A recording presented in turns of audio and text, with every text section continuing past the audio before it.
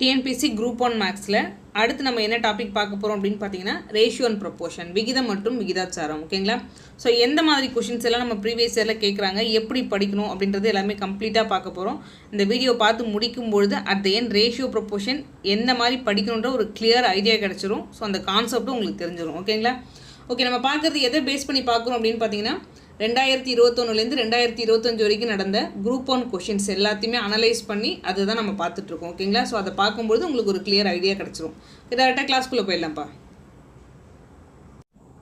First எவ்வளோ number of questions கேட்டிருக்காங்க அப்படின்னு பார்த்தீங்கன்னா, ஓகேங்களா, 2021லேருந்து 2025 வரைக்கும் 2023 எக்ஸாம் நடக்கல. So remaining 4 set question paper இருக்குன்னு சொல்லியிருக்கேன். மொத்தம் 7 கொஷின் கேட்டிருக்காங்கப்பா. ஓகேங்களா? அப்போ அதிகபட்சமாக 2 கொஷின்ஸ் வர்றதுக்கு வாய்ப்பு இருக்குது. மினிமம் ஒரு கொஷினாவது வந்துடும். ஆனால் ரொம்ப ஈஸியான டாபிக், இதில் மிஸ் பண்ணவே கூடாது. மினிமம் ஒரு கொஷின், மேக்ஸிமம் அதிகபட்சம் 2 கொஷின் இருக்குது. ஓகே, இதில் ஃபஸ்ட்டு கொஷின் பாருங்களாப்பா. ஸோ x:7.5 இது என்னப்பா? இது ஒரு ratio which is equal to 8:y இது ஒரு ரேஷியோ. அதே மாதிரி 7:7.5 இது என்னப்பா? அதாவது இந்த ratio which is equal to இந்த ratio which is equal to இந்த ரேஷியோன்னு கொடுத்துருக்காங்க. அதாவது ரேஷியோ விகிதம் எல்லாமே சமமாக கொடுத்துருக்காங்க. அப்போ இது என்னப்பா? விகிதாச்சாரம், ப்ரொப்போர்ஷனில் கொடுத்துருக்கான்னு அர்த்தம். ஓகேங்களா? இப்போ பாருங்கள், இந்த x:7.5 நம்ம எப்படி எழுதலாம்? x/7.5 ரெண்டுமே ஒன்று தான். ஓகேங்களா? ஸோ இந்த மாதிரி எழுதி வச்சுக்கிட்டேன். அதே மாதிரி 8:y நான் எப்படி எழுதலாம்? ஸோ 8/yன்னு எழுதுவேன். அதே மாதிரி 7:17.5 இந்த மாதிரி கீழே எழுதிப்பேன். ஓகே, அதுக்கப்புறம் என்னப்பா? நம்மளை பார்த்து என்ன கொஸ்டின் கேட்குறான்? x:y விகிதம் தான் கொஸ்டின் கேட்குறான். இப்போ பாருங்கள், எக்ஸோட வேல்யூ அந்த பேராமீட்டர் இங்கே இருக்காரு. ஸோ அதே மாதிரி பாருங்களேன், இது ஃபுல்லாகவே நம்பர்ஸாக இருக்குது.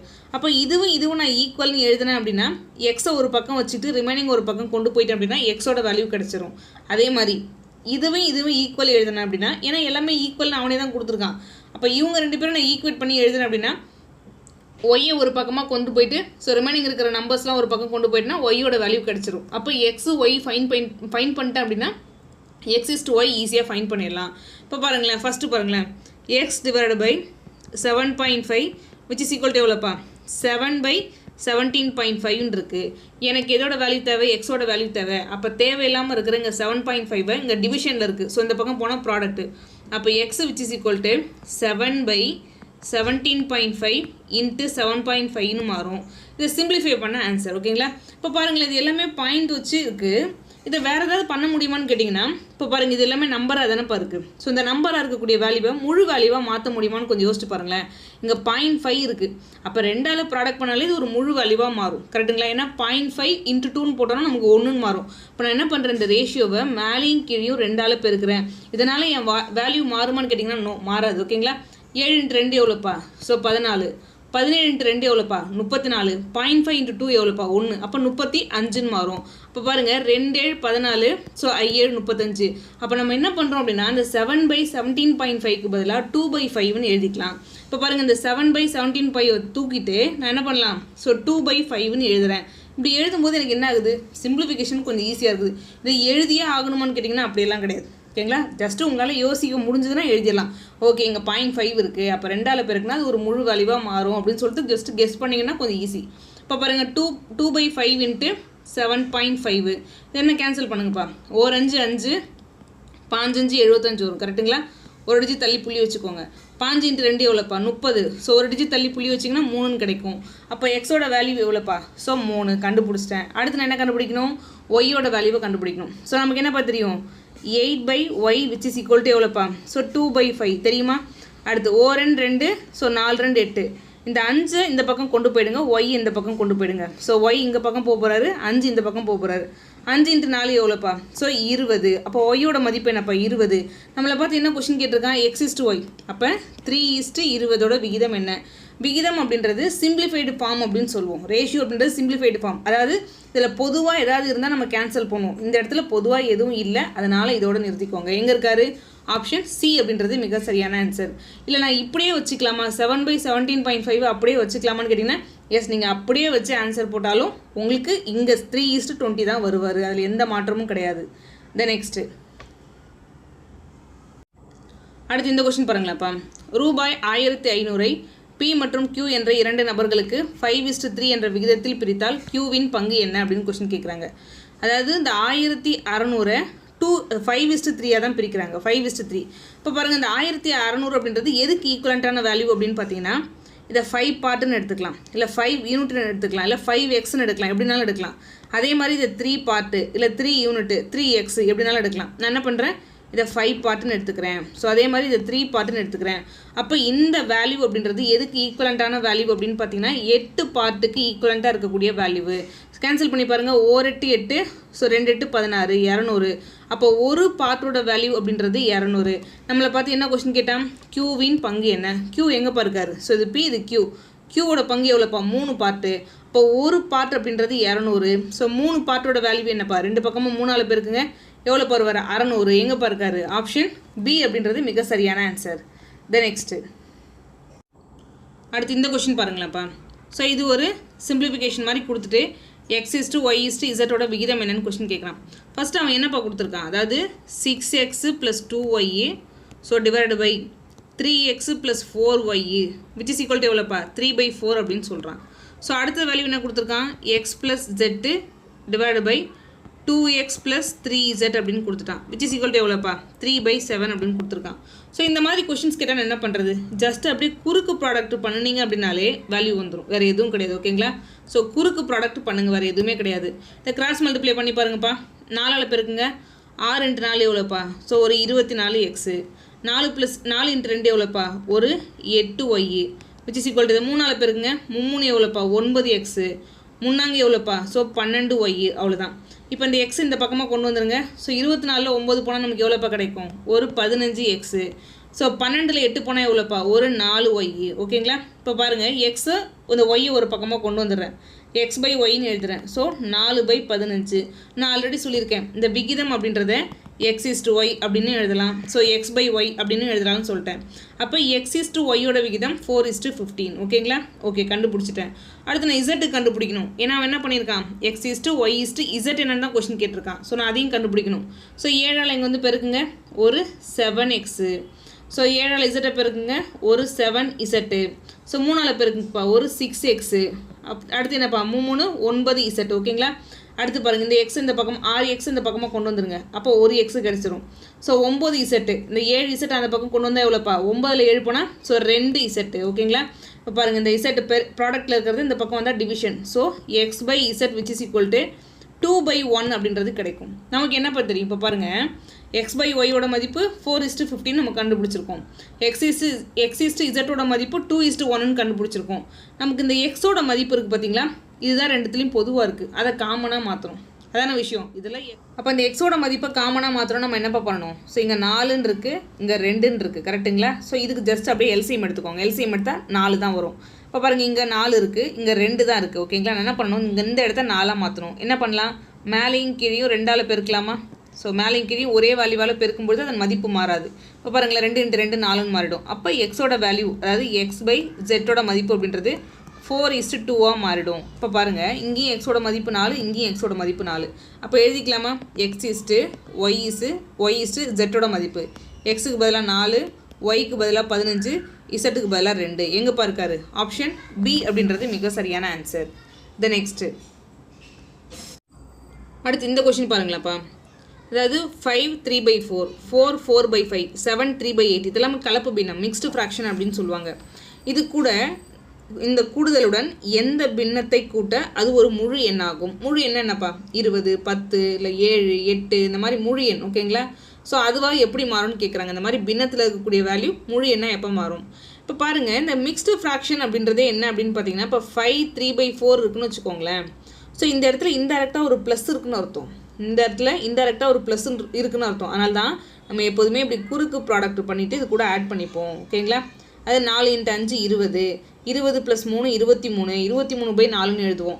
அதாவது இந்த இடத்துல ப்ளஸ் இருக்குன்னு வச்சுக்கோங்களேன், நம்ம என்ன பண்ணுவோம், 5 20, 20 + 3 23, 23/4 இந்த மாதிரி எழுதுவோம்.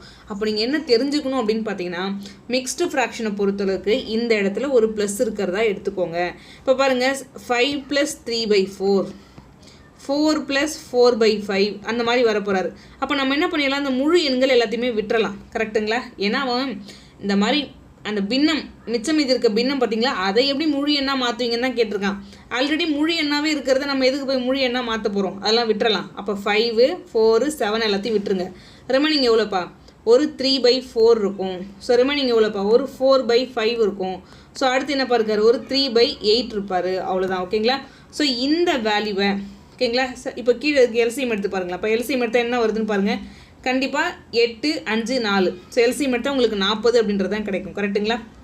ஸோ இந்த இடத்துல 40 வேணும். நான் என்ன பண்ணணும், மேலேயும் கீழையும் 10ஆல் பெருக்க போகிறேன்.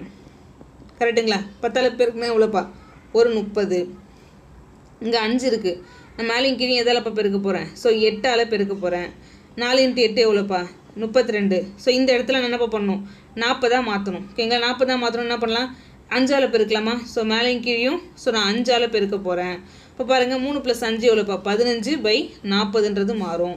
ஸோ அகெயின் பாருங்கள், இங்கே ஒரு 30, இங்கே ஒரு 32, இங்கே ஒரு 15. ஸோ இன்னும் ஃபர்தராக சிம்பிளிஃபை பண்ணி பாருங்களேன்.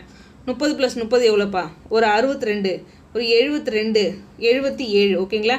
ஸோ 77/40 அப்படின்றது மாறும். இந்த 77ல் ஒரு தடவை 40 போகும். கரெக்டுங்களா. அப்போ 1 டைம்ஸ் விட்டுருங்க. ரிமைனிங் எவ்வளோப்பா இருக்கும், இந்த இடத்துல ஒரு 40 போச்சுன்னா ரிமைனிங் 37/40 அப்படின்னு இருக்கும். ஸோ இந்த இடத்துலையுமே பாருங்கள், இது ஒரு முழு எண், அதை விட்டுறலாம். ஸோ இந்த ஃப்ராக்ஷனை மட்டும் பாருங்கள். இப்போ இந்த ஃப்ராக்ஷனில் எவ்வளவு இருந்தால் அது ஒரு ஹோல் நம்பராக மாறும், கொஞ்சம் யோசிச்சு பாருங்கள். இப்போ 40க்கு ஒரு 3 பார்ட்டு தான் கம்மியாக இருக்குது. கரெக்டுங்களா. அப்போ ஒரு 3/40 இருந்துச்சுன்னு வச்சுக்கோங்களேன், அது ஒரு ஹோல் பார்ட்டு. நீங்கள் வேணால் 3/40 அது கூட ஆட் பண்ணி பாருங்களேன். ஸோ 37/40 ஆல்ரெடி இருக்குது. அது கூட 3/40 ஆட் பண்ணி பார்த்தீங்கன்னா 37 + 3 40, 40/40 எவ்வளோப்பா, ஈஸியாக கேன்சல் பண்ணிடலாம். அப்போ நமக்கு தெரிய வேண்டிய விஷயம் என்ன அப்படின்னு பார்த்தீங்கன்னா, இந்த மாதிரி சம்ம பொறுத்தளவுக்கு ஃபஸ்ட்டு ஹோல் நம்பர்லாம் விட்டுருங்க. ஓகேங்களா. ஹோல் நம்பர்லாம் விட்டுருங்க. அதுக்கப்புறம் ரிமைனிங் இருக்கிறத மட்டும் இந்த மாதிரி ப்ளஸ் போட்டு எழுதிக்கோங்க. இதுக்கு எல்சிஎம் எடுத்திங்கன்னா உங்களுக்கு ஒரு வேல்யூ வரும். ஸோ எதாவது சிம்பிளிஃபை பண்ண முடிஞ்சால் சிம்பிளிஃபை பண்ணி வரக்கூடிய ஹோல் நம்பரும் விட்டுருங்க. ஓகேங்களா. ரிமைனிங் ஒரு நம்பர் இருக்கும், 37/40 இருக்குது. ஸோ இதில் எவ்வளவு குறையுதுன்னு பாருங்களேன். கீழே இருக்கக்கூடிய வேல்யூ 40, இந்த 40க்கு இது எவ்வளவு குறையுதுன்னு பாருங்கள். ஒரு 3 தான் குறையுது. அப்போ 3/40 நான் ஆட் பண்ணிக்கிறேன். இப்படி ஆட் பண்ணி பார்த்தீங்கன்னா அது ஒரு முழு வேல்யூவாக மாறும். ஸோ அப்போ நான் எதை கூட்டணும், 3/40 எங்கே இருக்காரு, ஆப்ஷன் சி அப்படின்றது மிக சரியான ஆன்சர். த நெக்ஸ்ட்டு அடுத்து இந்த கொஸ்டின் பாருங்களேன்ப்பா. A/B கொடுத்துருக்கான், B/C கொடுத்துருக்கான், C/D கொடுத்துருக்கான். A/Dக்கு சமமான விகிதம் என்னன்னு கொஸ்டின் கேட்குறான். ஓகேங்களா. ஸோ இந்த மாதிரி ரேஷியோ தனித்தனியாக கொடுத்துட்டு இந்த மாதிரி கம்பைன்டு ரேஷியோவாக கேட்கலாம். இப்போ நம்ம என்ன பண்ணணும் அப்படின்னு பார்த்தீங்கன்னா, மொத்தம் எத்தனை வேரியபிள் கொடுத்துருக்கான்னு பாருங்கள். மொத்தம் 4 ABCDன்னு மொத்தம் 4 கொடுத்துருக்கான். அது தூக்கி ஃபஸ்ட்டு எழுதிக்கோங்க. முதல் ஸ்டெப் அதுதான். ஃபஸ்ட்டு 2:3 அந்த விகிதத்தை எழுதுங்க. A/Bக்கு என்னப்பா, 2:3. அடுத்து B/C பாருங்களேன், 2:4 இருக்குது. ஓகேங்களா. இந்த மாதிரி ஃபஸ்ட்டு ஸ்டெப்பை நீங்கள் எழுதிட்டு ரிமைனிங் இருக்கிற இடத்துல டேஷ் போட்டு வச்சுக்கோங்க. அதையும் இப்போ ஒரேடியாக போட்டுருங்க. ஓகே. அடுத்து பாருங்களேன், B/C பாருங்களேன், 2:4 இருக்குது. 2:4 அப்படின்னா இது ஃபஸ்ட்டு ஒரு விகிதமா, 2:4 அப்படின்றது ஒரு விகிதமா. விகிதம் அப்படின்றதே ஒரு சுருக்கப்பட்ட வடிவம், சிம்பிளிஃபைடு ஃபார்ம் தான். இதில் பொதுவாக பாருங்களேன், 2ஆல் கேன்சல் பண்ணலாம். அப்போ 1:2 அப்படின்னு எடுத்துக்கலாம். அடுத்து B/Cயை நான் எப்படி எடுக்க போகிறேன் அப்படின்னு பார்த்தீங்கன்னா 1:2 அப்படின்னு எடுத்துக்கலாம். ஸோ அடுத்து பாருங்கள், இங்கே மீதி இருக்கிற இடத்துலலாம் கேப் போட்டு விட்ருங்க. ஓகேங்களா. ஸோ அடுத்து பாருங்கள், C/D. C/D எவ்வளோப்பா, 2:5. ஓகேங்களா. ஸோ ரிமைனிங் என்னெல்லாம் இருக்கோ அந்த இடத்துல கேப் போட்டுக்கோங்க. ஓகேங்களா.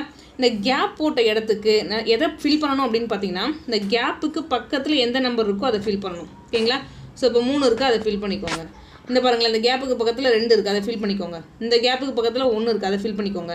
ஸோ இந்த கேப்புக்கு பக்கத்துலலாம் 2 தான் இருக்குது. ஸோ அப்போ எல்லா இடத்துலையுமே 2 போட்டுக்கோங்க. அவ்வளோதான். ஸோ இந்த மாதிரி போட்டு வச்சுக்கோங்க. போட்டுட்டு நீங்கள் அடுத்து என்ன பண்ணுறீங்கன்னா, இந்த ரேஷியோ 4த்துலையும் ஏதாவது பொதுவாக இருக்கான்னு பாருங்கள். இப்போ பாருங்களேன், இங்கே ஒரு 2 இருக்குது, இதுலேயும் 2 இருக்குது, இதுலேயும் 2 இருக்குது, இதுலேயும் 2 இருக்குது. ஓகேங்களா.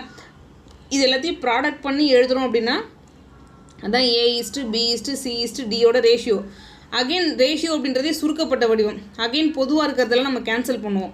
அப்போ அதுக்கு கேன்சல் பண்ணுறதுக்கு பதிலாக ஒரேடியாக இங்கேயே கேன்சல் பண்ணிடலாம். அதுக்கு நம்ம வேலை மிச்சம். ஓகேங்களா. வேறு ஏதாவது பொதுவாக இருக்காப்பா, எதுவும் இல்லை. அப்போ எடுத்து எழுதுங்க. ஏக்கு ஒரு 2, பிக்கு என்னப்பா 3 × 3, 3 × 1 3, சிக்கு என்னப்பா 3 × 2 6. ஸோ டிக்கு என்னப்பா 3 × 5 15. ஓகேங்களா. இதில் ஏதாவது பொதுவாக கேன்சல் பண்ண முடியுமா, நோ. அப்போ இதுதான் A/B/C/Dயோட விகிதம். அது தெரிஞ்சுக்கோங்க. இந்த ஷார்ட்கட் தெரிஞ்சுக்கோங்க. ஃபஸ்ட்டு அவங்க கொடுத்துருக்க ரேஷியோவை எழுதிக்கணும். ஸோ எழுதிக்கிட்டு ரிமைனிங் இருக்கிற இடத்துல டேஷ் போட்டு வச்சுருங்க. அந்த டேஷ் போட்ட இடத்துல பக்கத்தில் என்ன நம்பர் இருக்கோ அதை தூக்கி ஃபில் பண்ணுங்கள். ஓகேங்களா. ஸோ அதுக்கப்புறம் இதை ஃபுல்லாக அப்படி பெருக்கி எழுதுறேன் அப்படின்னா அதான் ஏவோட ரேஷியோ. ஸோ இந்த மாதிரி நேராக பெருக்கி எழுதுறேன் அப்படின்னா அதுதான் A/B/C/Dயோட ரேஷியோவாக இருக்கும். அப்போ ரேஷியோ அப்படின்றது நான் சிம்பிளிஃபைடு ஃபார்ம் சொல்கிறேன், சுருக்கப்பட்ட வடிவம்ப்பா அப்படின்னு சொல்கிறேன். அப்போ சுருக்கப்பட்ட வடிவம்னா திரும்ப நம்ம கேன்சல் பண்ண தானே போகிறோம் பொதுவாக இருந்தால். அதுக்கு நம்ம என்ன பண்ணிடலாம், அந்த பொதுவாக இருக்கிறத அப்படியே கேன்சல் பண்ணிடலாம். இப்போ 2 வந்து எல்லாத்துலேயுமே பொதுவாக பெருக்கிட்டு இருக்கு. ஸோ எல்லாத்தையும் கேன்சல் பண்ணுங்கள். அப்போ ஃபஸ்ட்டு இதில் 2:1 2:1 2 தான். பிக்கு பார்த்தீங்கன்னா 3:1 3 தான். சிக்கு பார்த்தீங்கன்னா 3:2 6. டிக்கு பார்த்தீங்கன்னா 3:5 15. இதில் ஏதாவது பொதுவாக இருக்கா? இல்லை. அப்போ இதுதான் அதோட ஒரிஜினல் விகிதம். நம்மள என்ன கேட்டிருக்கான், A/D. அப்போ என்னப்பா 2:15 அப்படின்றது மிக சரியான ஆன்சர். ஓகேங்களா? நெக்ஸ்ட்டு அடுத்து இந்த கொஸ்டின் பாருங்களாப்பா. யானையின் அதிகளவு வேகம் 20 km/மணி, சிங்கத்தின் அதிகளவு வேகம் 80 km/மணி, சிறுத்தையின் வேகம் 100 km/மணி. ஓகேங்களா? வேகங்களின் விகிதங்களை கண்டு எந்த விகிதம் சிறியது அப்படின்னு கொஸ்டின் கேட்டிருக்காங்க. அவனே கொடுத்துருக்கான் 4 ஆப்ஷனில். ஓகேங்களா? யானை சிங்கம் இதோட ரேஷியோ சொல்கிறான், சிங்கம் சிறுத்தை இதோட ரேஷியோ. இந்த மாதிரி ரேஷியோ எழுதுறதுலே ரொம்ப சின்ன விகிதம் எது அப்படின்னு தான் நம்மளை 10 கொஸ்டின் கேட்டிருக்கான். ஃபஸ்ட்டு நம்ம ரேஷியோவில் எழுதுவோம். நான் ஆல்ரெடி ஒரு விஷயம் சொல்லியிருக்கேன். இப்போ பாருங்களேன், யானை சிங்கம். யானை எங்கேப்பா இருக்காரு, ஒரு 20 km/மணி. சிங்கம் எங்கேப்பா இருக்காரு, ஓகேங்களா? சிங்கம் எங்கே, 80 km/மணி. ஓகேங்களா? இதை இப்படியும் எழுதலாம். ஸோ 20:80 இப்படியும் எழுதலாம். ஓகேங்களா? எப்படினாலும் எழுதிக்கலாம். அப்போ ஃபஸ்ட்டு ஆப்ஷன் ஏக்கு நான் எழுதி வச்சுருக்கேன். இதை சிம்பிளிஃபை பண்ணால் நமக்கு எவ்வளோப்பா கிடைக்கும், 1/4. ஒரு 20 20 4 × 20 80. இப்போ 1/4 சின்னதா இல்லை பெருசா அடுத்து கண்டுபிடிச்சிக்கலாம். அடுத்து ஆப்ஷன் பிக்கு வந்துடுங்க. சிங்கம் மற்றும் சிறுத்தை. சிங்கம் எவ்வளோப்பா இருக்காரு, ஒரு 80 km/மணி. சிறுத்தை எங்கேப்பா இருக்காரு, ஒரு 100 km/மணி. இதை சிம்பிளிஃபை பண்ணி பாருங்கள். 4 × 20 80. ஸோ 5 × 20 எவ்வளோப்பா, 100. 4/5. ஸோ அடுத்து 3வது ஆப்ஷனுக்கு போங்க. யானை மற்றும் சிறுத்தை. யானை எங்கேப்பா இருக்காரு, ஒரு 20 km/மணி. சிறுத்தை எங்கேப்பா இருக்காரு, 100 km/மணி. ஓகேங்களா? இதை அடித்து போட்டு பாருங்கள். 1/5 கிடைக்கும். ஓகேங்களா? இதை அப்படியே வச்சுக்கோங்க, இந்த விகிதத்தையும் வச்சுக்கோங்க. அடுத்து ஆப்ஷன் டி, சிங்கம் மற்றும் யானை அப்படின்னு சொல்கிறாங்க. சிங்கத்தோட வேகம் எவ்வளோப்பா, ஸோ 80 km/மணி. யானை எவ்வளோப்பா, 20 km/மணி. ஓகேங்களா? இதை அடித்து போட்டு பாருங்கள், நமக்கு என்னப்பா கிடைக்கும், 4/1 கிடைக்கும். ஓகேங்களா? இப்போ இதெல்லாம் பார்த்தீங்கன்னா விகிதத்தில் இருக்குது. ஸோ இதில் யார் சின்னவர் யார் பெரியவர் நம்ம கண்டுபிடிக்கணும். நம்மளை பார்த்து சின்னது மட்டும் தான் கேட்டிருக்காங்க. ஸோ ஸ்மாலஸ்ட் ஒன்று மட்டும் கண்டுபிடிச்சா போதும். எப்படி கண்டுபிடிக்கிறது? ஓகேங்களா? ஸோ இப்போ பாருங்கள், இது ஒரு ஃப்ராக்ஷனில் இருக்கக்கூடிய வேல்யூ. ஓகேங்களா? பின்னத்தில் இருக்குது. ஒரு பின்னத்தில் இருக்கக்கூடிய வேல்யூவை நான் பர்சன்டேஜாக கன்வெர்ட் பண்ணுறேன் அப்படின்னா எனக்கு ஈஸியாக கண்டுபிடிச்சி சொல்லிடலாம். ஸோ யார் சின்னது பெருசுன்னு ஈஸியாக சொல்ல முடியும். இப்போ பாருங்கள், ஒரு ஃப்ராக்ஷனில் இருக்கிறத நான் பர்சன்டேஜாக மாற்றணும்னா என்ன பண்ணுவேன், ×100. இதெல்லாம் நம்ம பர்சன்டேஜோட பேசிக்ஸ்லேயே படிப்போம். ஒரு ஃப்ராக்ஷன் வேல்யூவை பர்சன்டேஜாக மாற்றணும்னா ×100. இதை அடித்து போட்டு பார்த்தா எவ்வளோ வருவார், 25%. அடுத்து பாருங்களேன், இதில் ×100 போட்டு பாருங்கள். ஓர் 5 5. ஸோ 20 × 5 எவ்வளோப்பா, 100. 4 × 2 எவ்வளோப்பா, 80%. ஓகேங்களா? 1/5 × 100 இது எவ்வளோப்பா, ஸோ 20%. 4/1 × 100 இப்போ எவ்வளோப்பா வருவார், 400%. நம்மளை பார்த்து என்ன கொஸ்டின் கேட்டான், இருக்கிறதுலே எது மிக சிறிய விகிதம் கொஸ்டின் கேட்டான். ஓகேங்களா? இப்போ எதுப்பா சின்னதாக இருக்குது, 25 சின்னதா, 80 சின்னதா, 20 சின்னதா, 400 சின்னதா? ஆப்ஷன் சி 20% அப்படின்றது தான் சின்னது. ஓகேங்களா? அப்போ அந்த யானைக்கும் சிறுத்தைக்கும் எடுக்கக்கூடிய விகிதம் அப்படின்றது தான் சின்னது. ஓகேங்களா? இப்போது இந்த மாதிரி பர்சன்டேஜில் போடலாம். ஸோ வேறு எப்படிங்க போடலாம், 1/4 எவ்வளோப்பா, ஸோ 0.25. அதாவது 1 4ஆல் டிவைட் பண்ணுறது, அதே மாதிரி 4 5ஆல் டிவைட் பண்ணுறது, அதே மாதிரி 1 5ஆல் டிவைட் பண்ணுறது. இந்த மாதிரி டிவைட் பண்ணி இந்த புள்ளி வச்சு எழுதுகிற மாதிரிலாம் வரும். ஸோ அந்த மாதிரி எழுதியுமே யார் சின்னது யார் பெருசுன்னு சொல்ல முடியும். ஓகேங்களா? ஸோ நிறைய வழிகள் இருக்குது. என்ன கேட்டிங்கன்னா பர்சன்டேஜ் மெத்தடில் ஈஸியாக போடலாம். ஸோ அப்படியே ஈஸியாக நம்ம கேன்சல் பண்ண முடியும் இல்லையா, ஹோல் வேல்யூவாக இருக்கு இல்லையா. ஃப்ராக்ஷன் கூட நம்ம 100ஆல் பெருக்க போகிறோம். ஸோ பெருக்குனிங்க அப்படின்னா ஈஸியாக சொல்லிடலாம் 25%. ஸோ இதை அடித்து போட்டோம் அப்படின்னா 80%. இதை அடித்து போட்டால் 20%. இதை அடித்து போட்டால் 400%. இதில் பார்த்த உடனே சொல்லலாம் யார் கம்மியாக பர்சன்டேஜ் வச்சுருக்காங்களோ அவங்க தான் குறைவான விகிதம். ஸோ அதனால் ஆப்ஷன் சி தான். ஓகேங்களா? நெக்ஸ்ட்டு அடுத்து இந்த கொஸ்டின் பாருங்களாப்பா. ராகுல் தனது தோட்டத்தில் உள்ள ஒரு மரத்தின் உயரத்தை அறிய விரும்பினார். ஓகேங்களா? ஓகே. அப்பொழுது அவர் தனது உயரத்தையும் தனது நிழலின் நீளத்தையும் அளந்து 4:1 என்ற விகிதத்தில் உள்ளதை அறிந்தார். பின்பு மரத்தின் நிழலின் நீளம் 15 அடி எனில் மரத்தின் உயரம் என்ன அப்படின்னு கொஸ்டின் கேட்குறாங்க. ஓகேங்களா? இப்போ பாருங்களேன், ராகுல் அப்படின்ற பையன் அவரோட ஹைட்டு அவரோட ஷேடோ என்னப்பா சொல்கிறாங்க, 4:1 அப்படின்னு சொல்கிறாங்க. ஓகேங்களா? இப்போ இதே விகிதத்தில் தான் மரமாக இருந்தாலும் சரி வேறு எந்த ஆப்ஜெக்டாக இருந்தாலும் இருக்குன்னு நான் சொல்கிறேன். அதை எப்படி சொல்கிறேன் அப்படின்னு பார்த்தீங்கன்னா, சூரிய வெளிச்சம் படுறதால எல்லா ஆப்ஜெக்ட்டுமே அதோட லென்த்து அதோட ஷேடோ எல்லாமே ஒரே மாதிரி தான் இருக்கும். சூரிய வெளிச்சம் படுறதால எனக்கு ஒரு மாதிரி ஷேடோ இல்லை உங்களுக்கு ஒரு மாதிரி ஷேடோ அதெல்லாம் விழாது. நம்ம என்ன லென்த்து வச்சுருக்கோம் அதுக்கேற்ற மாதிரி ஷேடோ, அந்த விகிதம் அப்படின்றது பொதுவானது. ஓகேங்களா, அதை தெரிஞ்சுக்கோங்க. இப்போ பாருங்கள், அந்த ராகுல் அப்படின்ற பையனோட ஹைட்டு அதோட ஷேடோ. ஸோ இதே மாதிரி தான் அந்த மரத்தோட ஹைட்டு மரத்தோட ஷேடோ இருக்கும், அதே விகிதத்தில் தான் இருக்கும். அவன் என்ன சொல்கிறான், மரத்தின் நிழலின் நீளம் 15 அடி, அந்த ஷேடோ அப்படின்றது 15 அடின்னு கொடுத்துட்டான். இப்போ ஒரு பார்ட் அப்படின்றது 15. நமக்கு எத்தனை பார்ட் தேவை, மரத்தின் உயரம் தேவை. மரத்தின் உயரம் ஹைட் என்ன மாதிரி விகிதத்தில் இருக்குது, 4 பார்ட்டு. அப்போ ஒரு பார்ட்டு 15னா 4 பார்ட்டு எவ்வளோப்பா, ஸோ 4 × 15 60. ஓகேங்களா, அப்போ மரத்தோட உயரம் அப்படின்றது 60 அடி. எங்கே பார்க்காரு, ஆப்ஷன் சி அப்படின்றது மிக சரியான ஆன்சர். ஓகேங்களா, இப்போ இது வரைக்கும் 4 வருஷத்து கொஷின் பேப்பர். ஓகேங்களா, 2023 எக்ஸாம் நடக்கல. ஸோ ரிமைனிங் இருக்கிற 4 வருஷத்து கொஷின் பேப்பரையும் நம்ம அனலைஸ் பண்ணி என்ன மாதிரி கொஷின்ஸ் கேட்டிருக்காங்க அப்படின்றத நம்ம பார்த்தோம். ரேஷியோ ப்ரொப்போர்ஷனை பொறுத்தளவுக்கு ரொம்ப பேசிக்கானது தான் கேட்குறாங்க. ஒன்று இப்போ இந்த மாதிரி பாருங்களேன், ஸோ A:B:C:D என்ன, இந்த மாதிரி ரேஷியோ கண்டுபிடிக்கிறதா கொடுக்குறான். இல்லைனா இந்த மாதிரி ஈஸியான கொஷின். ஓகேங்களா, ஸோ இந்த மாதிரி ஈஸியான கொஷின் கேட்குறான். இன்னொன்று பார்த்தீங்கன்னா இந்த பார்ட்டு பிரிச்சுக்கிறது. இப்போ மொத்தமாக ஒரு அமௌண்ட் கொடுத்துருப்பான், ஒரு 1600 ரூபா கொடுத்துட்டு அதை A, B இல்லை PQ ஏதாவது 2 பேர் ஷேர் பண்ணுறாங்கன்னு வச்சுக்கோங்களேன். யாரோ ஒருத்தவங்களோட அமௌண்ட்டு கேட்குறான். ரேஷியோ ப்ரொப்போர்ஷனை பொறுத்தளவுக்கு உங்களுக்கு ரொம்ப பேசிக்காக கேட்குறாங்க. ஓகேங்களா, இப்போ நான் உங்களுக்கு LCM HCF நடத்தும்போது சொல்லியிருக்கேன், அது அவ்வளோ ஈஸியானது கிடையாதுன்னு சொல்லியிருக்கேன். ஆனால் ரேஷியோ ப்ரொப்போர்ஷன் அப்படின்றதெல்லாம் ரொம்ப ஈஸியாக தான் கேட்குறான். அப்போ நீங்கள் பேசிக்காக ஒரு நாலேஜ் வச்சுருந்தீங்க அப்படின்னாலே இதெல்லாம் ஃபுல் மார்க் எடுக்க முடியும். ஓகேங்களா, ஸோ நீங்கள் பண்ண வேண்டிய விஷயம் பேசிக் கொஷினை நல்லா ப்ராக்டிஸ் பண்ணுங்கள். ஸோ ஏதாவது டவுட் இருக்குது அப்படின்னா நம்ம டெலகிராம் குரூப்பில் நீங்கள் மெசேஜ் பண்ணுங்கள், நான் உங்களுக்கு சொல்யூஷன் சென்ட் பண்ணுறேன். ஸோ இதோட PDF வேணும் அப்படின்னா தமிழ்வேல் அகாடமி ஆப் டவுன்லோட் பண்ணிக்கோங்க. அந்த ஆப்பில் ஃப்ரீ மெட்டீரியலில் நம்ம இந்த PDF கொடுத்துருவோம்ப்பா, அதை நீங்கள் யூஸ் பண்ணிக்கலாம். தேங்க்யூப்பா. அதே மாதிரி இந்த வீடியோ பார்த்துட்டு இது உங்களுக்கு யூஸ்ஃபுல்லாக இருக்குன்னு தோணுச்சு அப்படின்னா உங்கள் ஃப்ரெண்ட்ஸ் யாருக்காவது ஷேர் பண்ணுங்கப்பா. தேங்க்யூ.